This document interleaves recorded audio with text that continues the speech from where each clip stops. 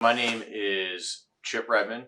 I am a meteorologist at Kansas State University, and I run the Weather Station Network, or the Kansas Mesonet, as we call it. So the Mesonet is a network of weather stations. We have about 80 spread out across the state, and they collect weather data, so temperature, humidity, soil temperature, soil moisture, precipitation, wind speed, wind direction, and we take all that information and we collect it on a 5-minute interval, and even as high resolution as 1 minute.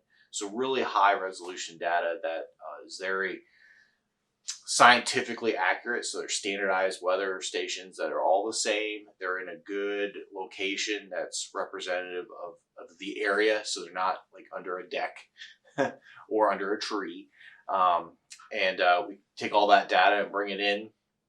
And then we push it out to the public, as well as quality control the data, archive it, and also put it into tools so that people can utilize it in a different way than just, what's the current temperature. They want to know like growing degree days, or maybe in relative to climate, like this is the current value, but how does it relate to climate? So decision support tools to help people make better decisions. The overarching goal when we started was to help. It was really actually to support agriculture research at the different experiment fields across the state.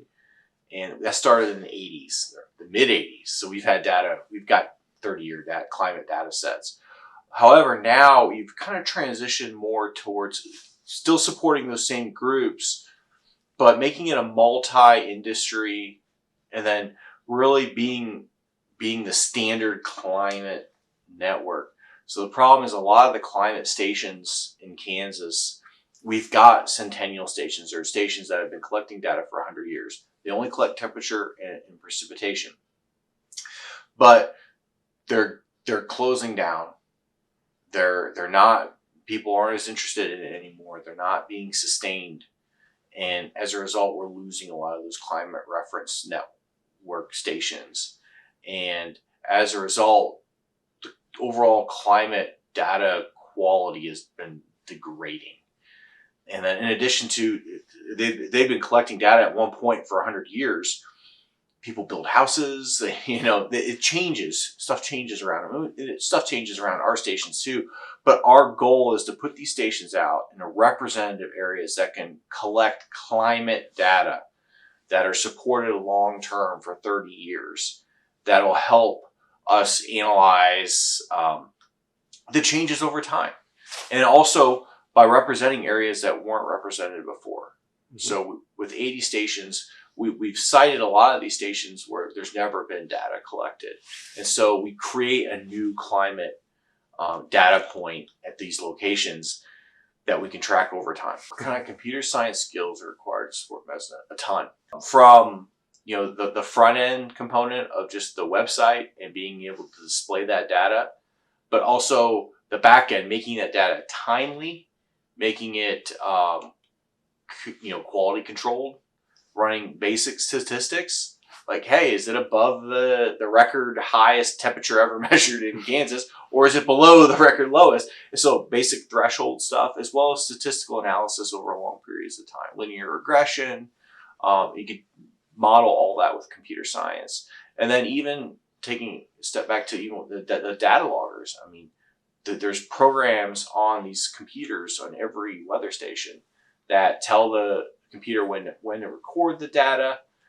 So computer science is involved in everything from in the field all the way up to the user.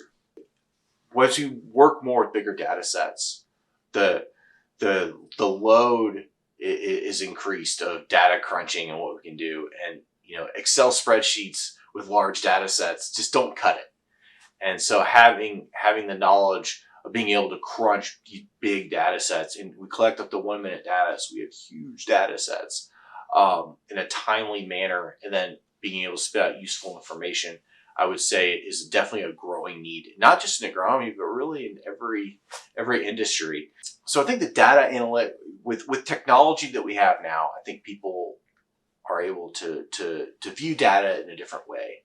that is more technical than we probably ever have, but that can also help them tell the story without oversimplifying it too much and without being too much data to overload the user.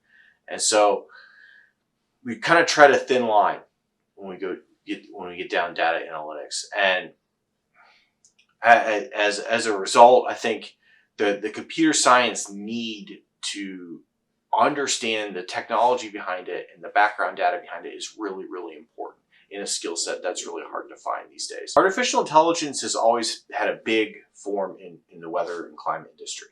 And the easiest component is our forecast models. I mean, they're basically a learning model that tries to spit out what reality will be tomorrow. And when we collect data at all these weather stations, it helps improve, especially when we put in stations that are in lesser populated rural areas that have never had good quality data collection before. It improves those models. And in the long run, now we're not only improving the model, but we're also spitting out more realistic data for the future for people's decisions. And so artificial intelligence has always been there and is definitely growing. I mean, we're able to a lot of the apps people use on their phones now have no human component to it. It's just a weather model, and which is crazy to think, and kind of scary at times because computers aren't always right. But that's why meteorology is what it is. And now we're seeing it in the climate realm where we're looking at like long-term trends over time. What are projections out 50, 60 years in advance with different scenarios? And so it's definitely a growing industry, artificial intelligence. And that's not even saying, we're using things like cameras as well that bring in a lot of that intelligence in to look at long-term trends on the landscape that are impacting weather and climate in those specific locations, as well as just using that to try to guess what the weather station should be collecting to verify if it's good quality data. A couple of really simple things is just rainfall. I mean, look at rainfall. Are we in drought? Are we not in drought? What was the rainfall for the last month? And how does that compare to rainfall recorded in previous months? And what are our seasonal norms for rainfall? And so they can use the historical weather as a starting point to pull down like a CSV of all the data for the last year, daily data for the last year, and they can also look at rain events and look at intensities and potential flood impacts. So when we had a really heavy rain event, what was our intensity? You could pull that hourly data and look at it and tie intensities to maybe a flooding event that happened recently. For impacts, a really good one is, it seems simple, but wind chill. So we have cattle out there that they cannot handle really cold, wet conditions and really hot, humid conditions. And so wind chill is something simple. We also have an animal comfort index, which basically looks at that and categorizes it, whether extreme or not extreme, and whether it's safe for them or not.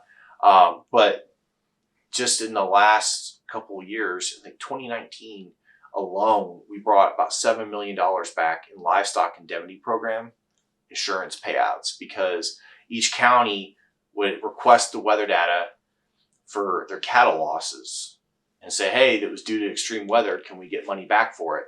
And so we provide them the weather data to support their claims, and they got money back. So they brought $7 million back to rural Kansas alone in 2019, thanks to the wind chill data and animal comfort data.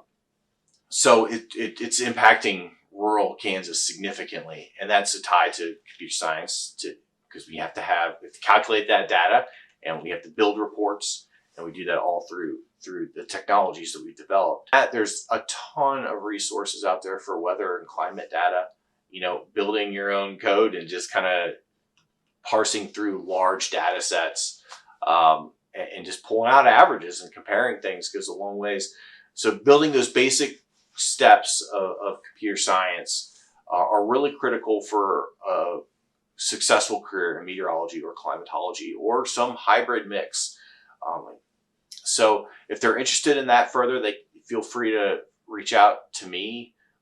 We'd be glad to help you walk through that, or you guys, and we'd be glad to provide some additional resources and access to some data sets if they'd like it to help develop those tools. Weather's cool. It's everything we do, right? From what we wear to really how expensive gas is, the gas pump, or the food in your grocery store. I mean, it impacts everything. And go out, learn about it, and make that extra step to just understand what's going on around you, and not just at your locale, but everywhere around you, because it's impacting you. The weather in overseas impacts your day-to-day decisions, whether you realize it or not. So don't reach out and learn.